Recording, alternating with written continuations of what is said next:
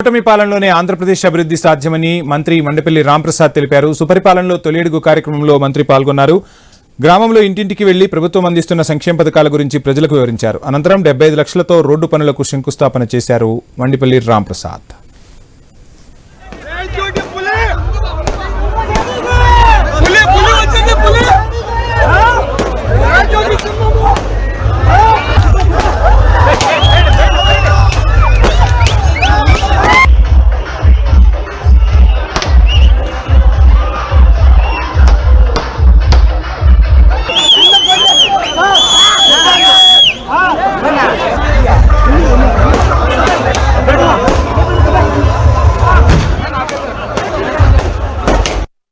చంద్రబాబు నాయుడు గారు ప్రవేశపెట్టిన సంక్షేమ అభివృద్ధి కార్యక్రమాలన్నీ మనం ధైర్యంగా ప్రజలు లేకపోతున్నామంటే మనం నీతి నిజాయితీగా ప్రభుత్వంలో ఏవైతే అందించాలో ప్రజల కోసం అందించేనాం కాబట్టి ఈ రోజు మనం ధైర్యంగా ముందుకెళ్తున్నాం.